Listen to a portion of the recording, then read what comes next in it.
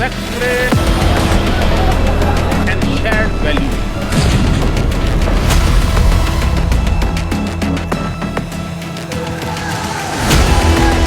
आगे चार्ज है और पत्थर चार्ज करती है।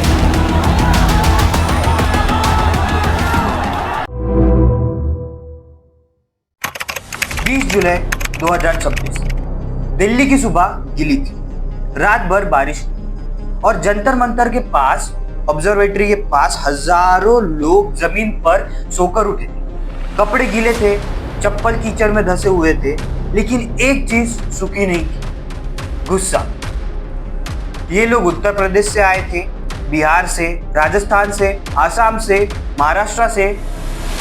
किसी के पास मेडिकल कॉलेज का सपना था तो किसी के पास एक दोस्त की याद जो अब इस दुनिया में नहीं था। इनका रास्ता सीधा था, पार्लियामेंट स्ट्रीट। इनकी मांग सीधी थी, एजुकेशन मिनिस्टर का रेजिग्नेशन। लेकिन पार्लियामेंट स्ट्रीट तक पहुंचने से पहले ही गवर्नमेंट ने सेक्शन 163 लगा दिया था। बैरिकेड्स लग चुके थे, वाटर कैनन्स तैयार थे और जैसे ही भीड़ रायसाना रोड की तरफ बढ़ी, हवा में धुआं फैल गया। टीयर गैस के शेल्स एक के बाद एक गिरते गए, लाठियां चलने लगी, लोग गिर रहे थे, भाग रहे थे, खून बह रहा था। ये सिर्फ एक प्रोटेस्ट नहीं था, ये एक गुस्से का विस्फोट था जो 2 महीने से जमा हुआ था और एक एग्जाम पेपर लीक से शुरू होकर एक जज के एक सेंटेंस तक और फिर एक पूरी जनरेशन का गुस्से तक। 5 दिन बाद 25 जुलाई को दिल्ली में एक और खबर आई। इस बार धुआं नहीं था, इस बार जश्न था। इंडिया के एजुकेशन मिनिस्टर धर्मेंद्र प्रधान ने अपना रेजिग्नेशन साइन कर दिया। लेकिन सवाल यह है कि ये कहानी असलियत में शुरू कहां से हुई और एक जज के सेंटेंस में से वर्ड कॉकरोच कैसे बन गया इस मूवमेंट का नाम? चलिए जानते हैं।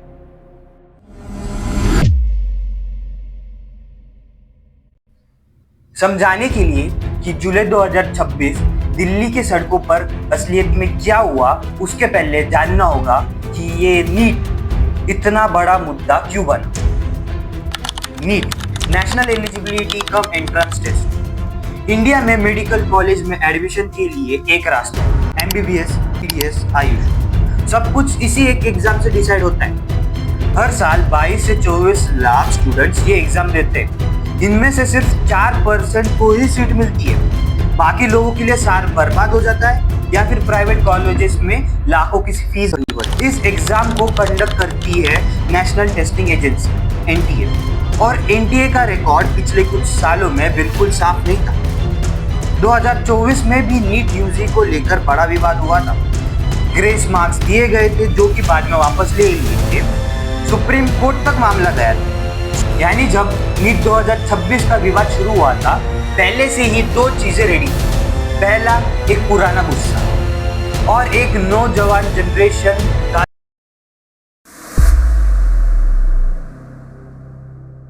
में 2026 पूरे देश में दोपहर 2 बजे से 5 बजे तक 22 लाख से ज्यादा स्टूडेंट्स नीट यूजी 2026 के एग्जाम दे रहे थे। NTA का दावा था कि फुल सिक्योरिटी प्रोटोकॉल के साथ ये एग्जाम कंडक्ट किया गया। GPS track, paper transport, biometric verification, AI based CCTV monitoring और एग्जाम सेंटर्स पर 5G जैमर्स। शुरू में सब कुछ नॉर्मल लग रहा था, लेकिन एग्जाम खत्म होने के कुछ घंटों बाद कुछ स्टूडेंट्स और टीचर ने एक चीज नोटिस की जो उन्हें परेशान कर रही। एग्जाम से पहले कुछ कैंडिडेट्स के बीच एक केस पेपर सर्कुलेट हो रहा था, जब उसकी तुलना असली क्वेश्चन पेपर से की गई, so there was no difference. 7 मई को NTA ने ऑफिशियली कंफर्म किया कि उन्हें इरेगुलरिटीज के बारे में इनपुट्स मिल रहे हैं और फिर 12 मई को NTA ने एक बड़ा फैसला लिया। India's biggest medical entrance exam has been cancelled. The National Testing Agency has scrapped NEET undergraduate 2026 exam. Sir, जिस तरीके से 2024 में नीट पेपर लीक हुआ, अभी पेपर लीक हुआ, हर साल पेपर लीक हो। यानी जिन भी लोगों ने 3 मई को एग्जाम दिया था, उन सब के पेपर को कैंसिल, यानी वो चेक नहीं होंगे, वैलिड नहीं रहे। मैटर को सेंट्रल ब्यूरो ऑफ इन्वेस्टिगेशन यानी सीबीआई को सौंप दिया गया। 15 मई को री एग्जाम की तारीख अनाउंस हुई 21 जून, लेकिन स्टूडेंट्स के एक बड़े हिस्से के लिए इतना काफी नहीं था। उनका सवाल सीधा था, और अगर एग्जाम इतनी सिक्योरिटी के साथ कंडक्ट हो रहा था तो लीक हुआ कैसे, और इस बार रिस्पॉन्सिबिलिटी किसकी थी? यही वो सवाल था जिसने अगले चैप्टर को लिखा। और ये सवाल आया कहां से, ये जानकर सब लोग शॉक थे। सुप्रीम कोर्ट से।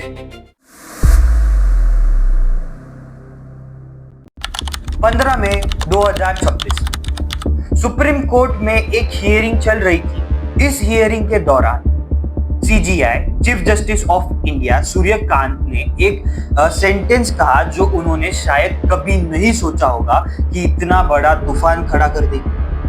Youngsters like cockroaches, they don't get any employment, they don't have any place in profession. Some of them become media, some of them become social media, some of them become RTI activists, some of them become another activists. ये बात उन्होंने किसी NEET student के लिए नहीं कही, context अलग था, लेकिन ये क्लिप ऑलरेडी सोशल मीडिया पे वायरल हो चुकी। 16 मई को अगले ही दिन एक शख्स ने इस पर रिएक्ट किया। अभिजीत दीपके, एक पॉलिटिकल कम्युनिकेशन स्ट्रेटेजिस्ट जो पहले आम आदमी पार्टी के साथ काम कर चुके थे, जो अभी बोस्टन यूनिवर्सिटी से पढ़ रहे थे और अमेरिका में रह रहे थे। उन्होंने एक सवाल पूछा सोशल मीडिया पे, what if all cockroaches came together. उन्होंने एक नया प्लेटफॉर्म तैयार किया, सीजेपी, कॉकरोच जनता पार्टी। एलिजिबिलिटी क्राइटेरिया इजी थी, लेजी होना, अनएम्प्लॉयमेंट होना, क्रॉनिकल ऑनलाइन रहना, प्रोफेशनली रैंक करने की कैपेबिलिटी होना।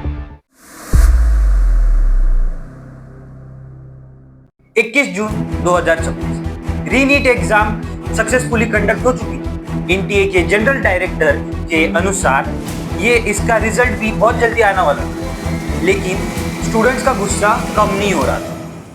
6 जून से यानी री एग्जाम से पहले ही जंतर मंतर पर सीजेपी और स्टूडेंट ऑर्गेनाइजेशन से student federation of India, all India students association और ऑल इंडिया स्टूडेंट्स फेडरेशन ने प्रतिक्रिया शुरू कर दी। प्रोटेस्ट सिर्फ दिल्ली तक ही सीमित नहीं रहा, पुणे, लखनऊ, बेंगलोर और हर जगह से सीजेपी के सपोर्टर सामने आने लगे। इस बीच एक बड़ा नाम सामने आने लगा और इस मूवमेंट से जुड़ गया। सोनम वांग, लड़ाकी एनवायरमेंटलिस्ट और इंजीनियर जो पहले भी अपने एक्टिविज्म से के लिए जाने जाते थे। जंतर मंतर पहुंचने के बाद उन्होंने हंगर स्ट्राइक शुरू कर दी। उनके साथ ऑल इंडिया स्टूडेंट फेडरेशन के 6 स्टूडेंट्स ने भी हंगर स्ट्राइक शुरू कर दी। उनकी मांग सीधी थी, धर्मेंद्र प्रधान का रेजिग्नेशन। सीजीपी ने एक नेशन वाइड कैंपेन शुरू कर दिया था, प्रधान गो बैक। फिर एक आदमी उठा ना बंदूक ना तलवार, बस भूखा पेट और सच्चाई यही उसका हथियार। 20 दिन 20 रातें जिस्म टूटा पर ना झुका, उसकी खामोशी में वो शोर था जो दिल्ली तक गूंजा। सोनम की भूख ने पूछा कब तक सोते रहोगे, बच्चों के सपने बिकते रहे कब तक देखते रहोगे। अब सिस्टम को तोड़ना है, जब से उखाड़ना है, पूरा सिस्टम बच्चे को खा जाता यही तो समझना है। वांगचुक के हंगर स्ट्राइक ने इस मूवमेंट को एक नया नेशनल अटेंशन दिया। अपोजिशन पार्टीज ने भी अपना सपोर्ट देना शुरू किया, लेकिन फिर एक ऐसी घटना हुई जिसने आग में घी डाल दी। पुलिस ने वांगचुक को प्रोटेस्ट साइट से हटा दिया।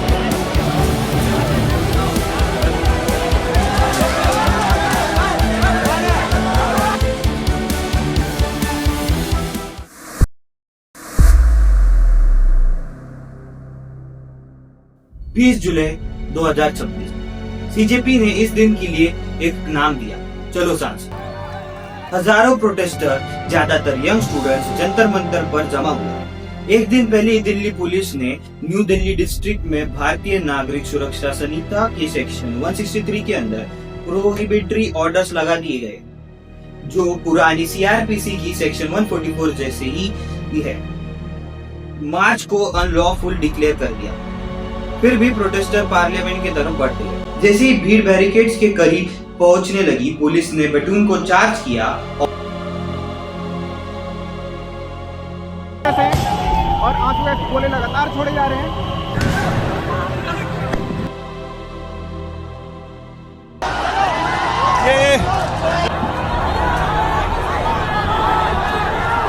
लाठी चार्ज और पत्थर चार्ज करती है और बहुत और डॉक्टरों ने भी कुछ नहीं किया, वो बोल रहे थे कि हम बाहर जाओ। तेरे कह रहे थे करा लिए ना जाओ, मजाक नहीं है ये। अरे फोन देना। हमारे कंट्री के बच्चों को अगर इस हालत में आना पड़ रहा है, मजाक नहीं है ये। ओ भाई भैया भाई चलो चलो तो बल्ला से मत रिकॉर्ड भाई मत कैसे करे भाई। मैं कॉन्स्टिट्यूशन लेके गई जिससे उनको पता चले कि इसमें सब कुछ लिखा हुआ है, कभी खुद भी पढ़ लीजिए। इसका ये मिसयूज क्लिप चाहे अलग अलग जगह से हो, लेकिन ये बस दिल्ली के लिए नहीं था, ये पूरे देश का प्रोटेस्ट था।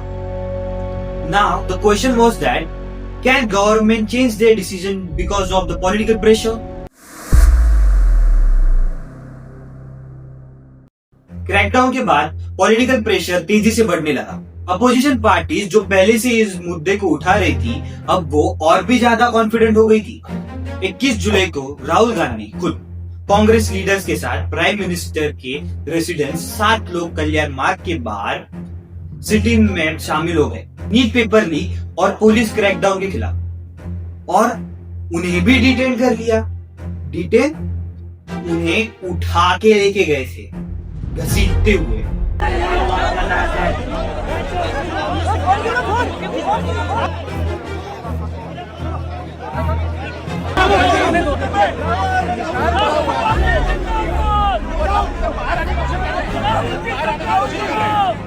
अगले दिन प्रेस कॉन्फ्रेंस में राहुल गांधी कहते हैं कि जब उन्हें वहां से उठा के लेके जा रहे थे तो जो पुलिस उन्हें उठा रही थी उनके कान में बोली कि सही है कि पुलिस वाले थोड़ा मतलब मुझे घसीट के ले गए, बट कान में वो कान में कह रहे थे कि इस सरकार को हटाइए।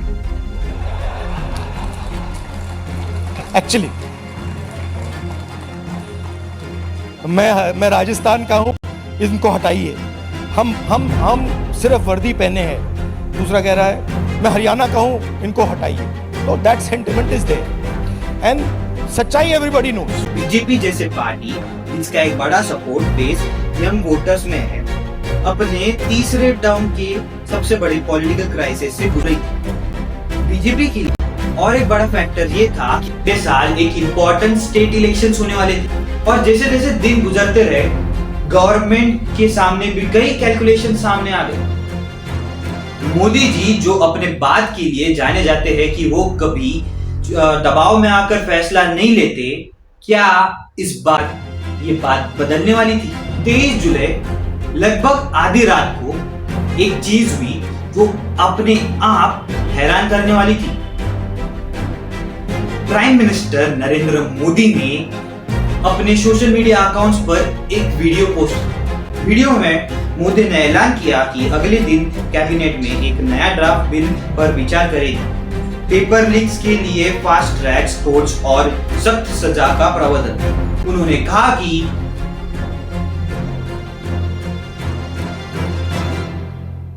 फ्रेंड्स, जो लोग हमारी यूथ के साथ खिलवाड़ करेगी उन्हें बख्शा नहीं जाएगा। और ऐसा आनंद आया, ऐसा आनंद आया। कांग्रेस के प्रेसिडेंट मल्लिकार्जुन खड़गे ने इस वीडियो पर तीखी आलोचना की। अगर उनको कुछ बोलना है तो सदन में बोलना चाहिए, तभी हम वो ऑथेंटिक बात उनकी समझेंगे।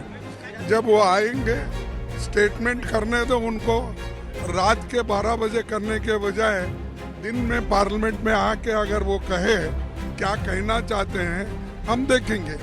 यानी एक तरफ सरकार कानूनी सुधार का वादा करती है और दूसरी तरफ जो प्रोटेस्टर्स का सबसे बड़ी डिमांड है वो अभी भी अधूरी रहती है। 25 जुलाई 2026 दिल्ली के जंतर मंतर में सीजेपी के सपोर्टर्स खड़े थे, उसी जगह पे जहां पे कुछ दिनों पहले टीयर गैस चलाई गई थी। और फिर खबर आई धर्मेंद्र प्रधान ने अपना रेजिग्नेशन साइन कर लिया। जैसे ही ये खबर फैली, हजारों लोग खुशी से झूम उठे।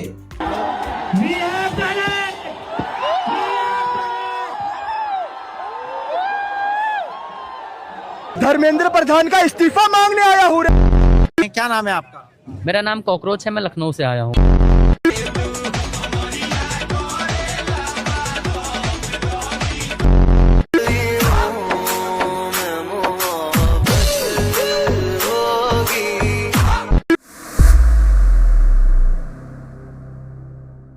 लेकिन जो भी नया मिनिस्टर बनेगा उसके सामने कई चुनौतियां आगे खड़ी रहेगी। सबसे पहले और सबसे इंपॉर्टेंट जो है कि लोगों का वापस से ट्रस्ट जीतना एनडीए के ऊपर। सरकार पहले ही कह चुकी थी कि नीट और दूसरे बड़े एग्जाम्स 2027 से computer based testing CBT mode में शिफ्ट होंगे। दूसरा, एंटी पेपर लीक लेजिस्लेशंस को और मजबूत करना। और जो सबसे बड़ा सवाल रह जाता है कि क्या सिर्फ एजुकेशन मिनिस्टर का रेजिग्नेशन लेने के बाद सब चेंज हो जाएगा या फिर नीट में सच्ची में कोई सुधार आने वाला है। लेकिन हर डॉक्यूमेंट्री का असली टेस्ट उसके क्लाइमैक्स में नहीं होता बल्कि उसके बाद होता है। क्या एनडीए सुधारेगी? क्या अगला नीट पेपर सुरक्षित रहेगा? क्या उन परिवारों को इंसाफ मिलेगा जिन्होंने अपने बच्चों को इस कंट्रोवर्सी में खोया था? इन सवालों का जवाब अभी लिखना बाकी है, लेकिन एक चीज पक्की हो चुकी है। जिस दिन एक जज ने कहा कि ये बेरोजगार नौजवान एक कॉकरोचेस जैसे है, उस दिन कॉकरोचेस ने भी अपनी पहचान बना ली थी। और अगर एक पहचान बन जाती है ना, ये जल्दी हटती नहीं है। अगर ये वीडियो आपको अच्छी लगी होगी तो लाइक करो, सब्सक्राइब करो और ज्यादा से ज्यादा लोगों के साथ शेयर करो, जिससे कि उन्हें भी इसके बारे में नॉलेज गेन होगा। See you in the next one. RRSD Code.